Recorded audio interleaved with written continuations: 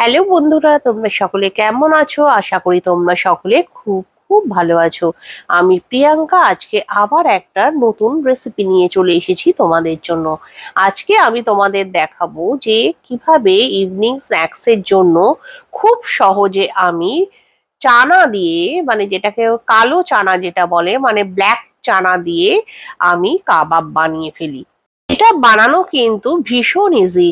তবে প্রথমেই কিন্তু ছোলাটাকে বেশ ভালো করে ভিজিয়ে সেদ্ধ করে জলটা ঝরিয়ে রাখতে হবে। তারপরে মিক্সার গ্রাইন্ডারে এই যে কালো চানাটা আছে সেটা ভালো করে পেস্ট বানিয়ে নেবে। একটু দানা দানা থাকলে ক্ষতি নেই, তাতে বরং খেতে বেশি ভালোই লাগে। আর এর সাথে মিশিয়ে দিতে হবে ভাজা মশলা, রেড চিলি পাউডার, আর রেড চিলি পাউডারের সাথে চাট মশলা আর পরিমাণ মতো নুন। প্রত্যেকটা জিনিস কিন্তু পরিমাণ মতো মেশাতে হবে যাতে টেস্টটা বেশ সুন্দর হয়। আর বাইন্ডিং এর জন্য আমরা মিশিয়ে নিয়েছি কিছুটা বেসন। আর যারা স্পাইসি খেতে পছন্দ করো তারা ছোট ছোট করে কুচিয়ে গ্রিন চিলিও কিন্তু এর মধ্যে দিয়ে দিতে পারো। আমরা যেহেতু ঝাল খুব একটা পছন্দ করি না, সেই কারণে কিন্তু আমরা বেশি ঝাল দিইনি।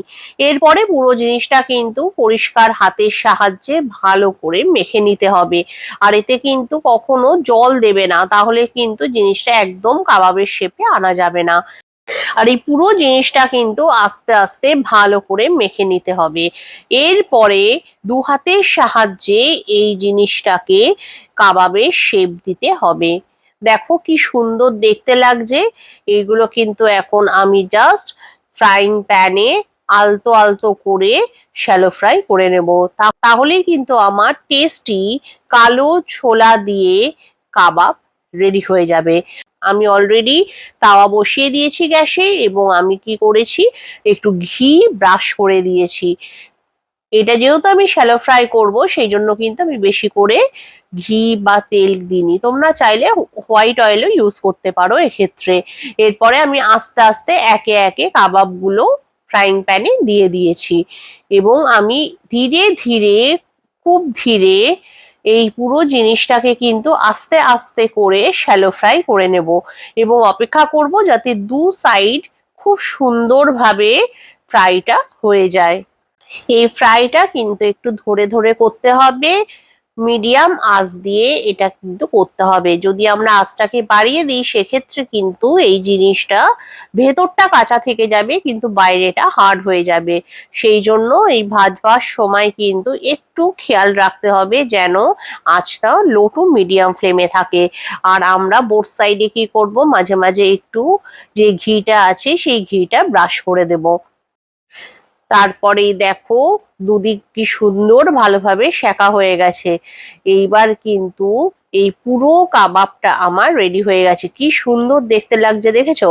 আর দুপিঠ কিন্তু মাঝে মাঝে এরকম একটু উল্টে দিতে হবে তোমাদের, যাতে এই যে ফ্রাইটা সেটা কিন্তু বেশ ভালোভাবে হয়।